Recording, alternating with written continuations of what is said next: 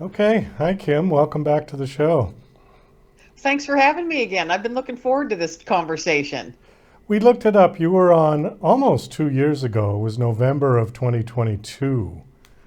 Oh, Yeah. I didn't realize it was almost 2 years. Well, by Yeah. golly, time flies. Do you remember what we were talking about in the last show? 2 years ago? No. No, I don't either. Not familiar at all. Well, let's do it this way. What book would you might have been promoting 2 years ago? Probably Paw Prints on the couch. Okay. All right. Yeah. And you've got a new Yeah. book now, right? I have one that was just released in August, so a couple months ago, and I have one coming out next month. Okay, so Nuggets of Hope is the new one. Yes. That's the one that's coming out in November, mid-November, Nuggets of Hope. Yes. Okay. Before we get to the book, let's just review your life a little bit because I'm sure we talked about it in the other show, but since it was 2 years ago, we might as well do a refresher. So I'm just going to read the top of your bio here. It says that you share the love of nature, animals, living with PTSD. How did you develop PTSD? What happened? I experienced an event while serving in the military, and that stuck with me Okay. for quite some time. And so that changes. I was sexually assaulted by two individuals, Oh, I'm sorry about that. and that changes your outlook on life, changes your levels of trust in humanity, and that really changed how I view everything. And for a long time I stuffed all that down, but you can only stuff down like that for so long. It will come out eventually. And it did 15 years later. And I had to face it. I had to face my demons. I had to face my fears. And I had to quit giving that event that was just one event in like the whole scope of my life. I had to quit giving it so much headspace and taking up so much of my energy and my good health, physical and mental. So once I was diagnosed with PTSD, and I talked to a counselor and got the tools that I needed to maintain and to put that in the box that it needed to be in, you know, not front and center, because it's not what defines me. That one act doesn't define who I am. And living with PTSD doesn't define who I am, but it did define how I look at the world.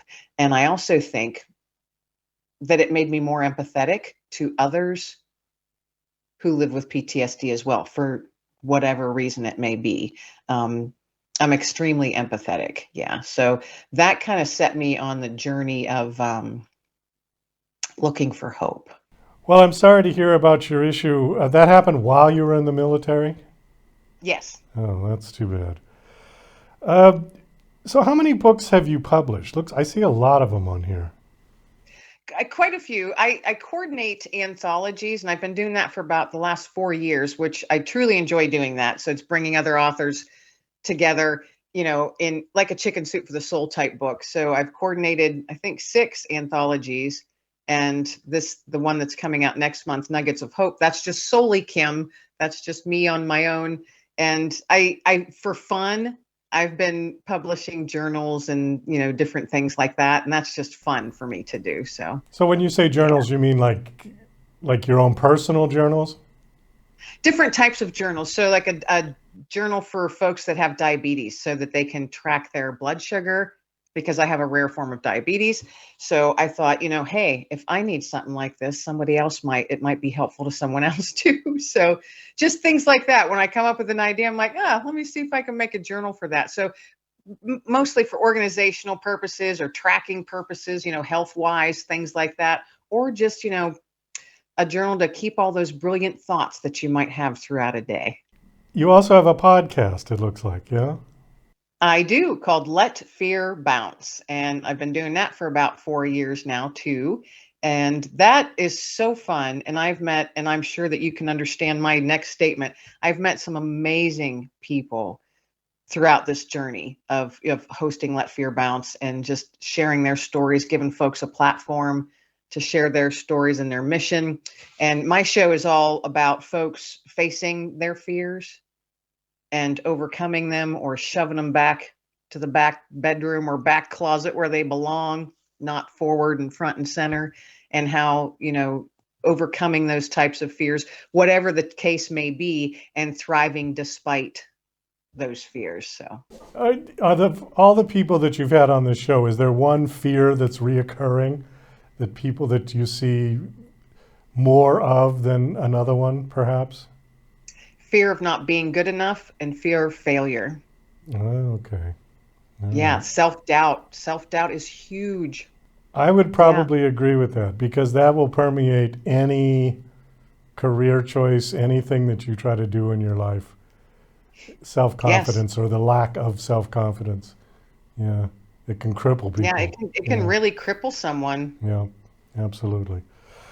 So, nuggets of hope. Tell us a little bit about that one. A couple of years ago, I started seeing the word hope everywhere. I was hearing it everywhere. I was seeing it everywhere, reading it everywhere. And I was like, what is going on? You know how people see a number and they're like, oh, I should play that number in the lottery.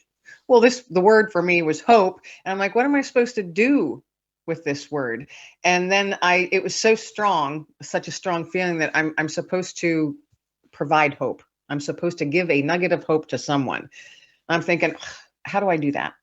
So I had remembered that someone had given me like 8 to 10 like little cards, business size cards, the like personal like affirmations on them. So they say, you're a rock star, you're awesome, those type of little cards. So I had just a few, decided to keep them in my purse. And I was out running errands and getting groceries one day. And I just took those cards out of my purse and tucked them throughout the grocery store, just wherever I felt like putting them.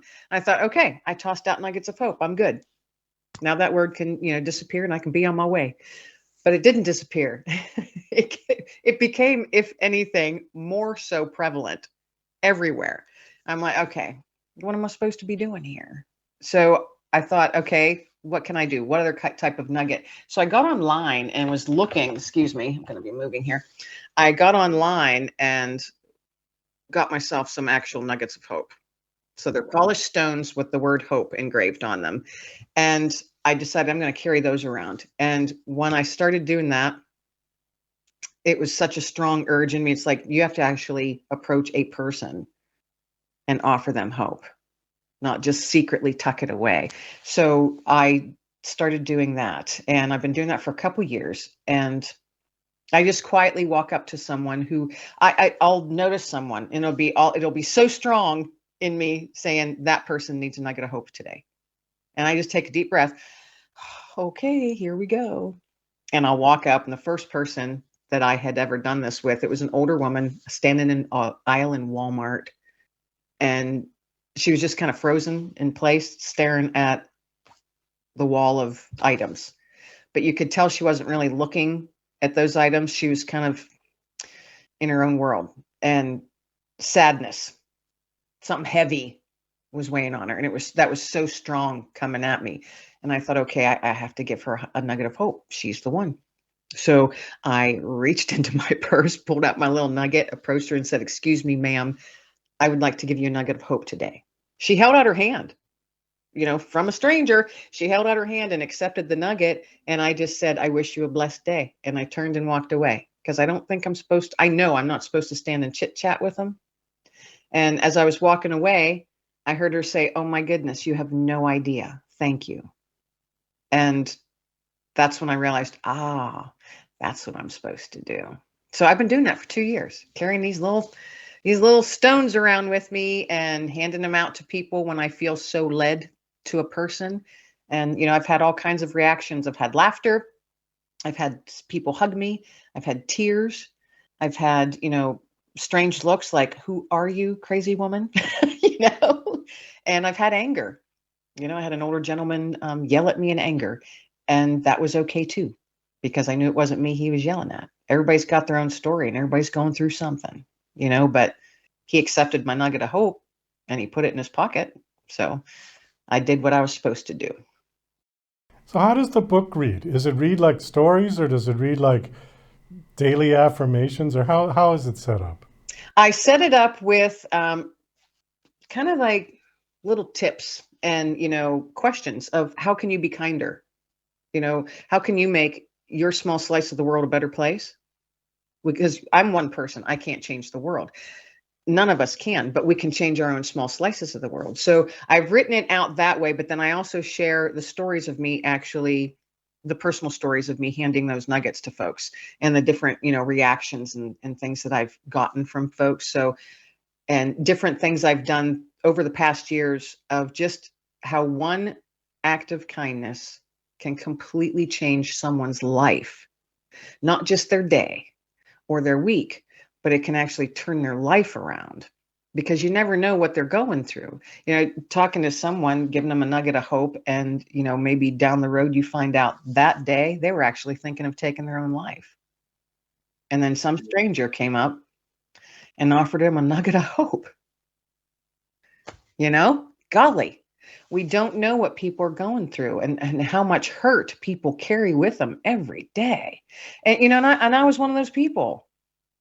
I was one of those people lost in the darkness, and, couldn't find that ray of sunshine or silver lining, whatever metaphor you want to use. I was in a spot like that for a while. And for whatever reason now, I'm a person of faith. So whatever reason now, my faith is urging me at this point in my life, this season in my life, you got to give out nuggets of hope to folks. And so for 2 years I have been, and I have been blessed over and over and over again for doing it. You said that this book is coming out in November. Yes, November 15. Oh, okay. So just 3 weeks or Just a so. few weeks, yeah. Yeah. Okay. And what was the other book? You said The there's other another book one. was a second book. It was called Paw Prints on the Kitchen Floor. And it's, again, an anthology of pet parents sharing their stories of their pets and how pets enrich our lives, and, just the goodness of their pure little souls that they bring into your life, and even though they're with us for a short time, the impact that they have. Yeah, that's always the most unfair part, because I have two dogs, and it would be nice if they lived to be 80 years old, I know. because you could get one dog as a puppy when you're a kid and keep the same dog for your entire life, but it just doesn't work that way. Yeah, And no. it's sad. It's unfair. It really But, is. the way I've had to look at it for myself, because, you're a pet parent as well, then, um, I have to, it's so hard to not focus on the goodbye when you've had a dog for 14, 15 years. And I had to with my other dog. I had him for 14 years. And for 3 months, I was focusing on that last goodbye. I'm going, wait a minute, I had him for 14 years. Why am I focusing on this last little bit? What a blessing he was in my entire life. He was like the best dog ever, because everybody's dog is the best dog ever. And it's a true statement, So that's what I had to tell myself, and they're here for as long as they're meant to be. That's how I have to believe it. They're here for as long as they're meant to be. They have their little job to do. And my goodness, I don't know about you, but the dogs in my life, they've done their jobs very, very well, because they have just touched my heart. Oh, absolutely. And I know that their day is going to come one day, and it's not going to be a happy day for me. That's for sure. No, it's But crushing. yeah, yeah. Yeah. Well, Kim, we do have to wind this down. Thank you so much for coming back on the show. The book is called Nuggets of Hope, and it's coming out in November.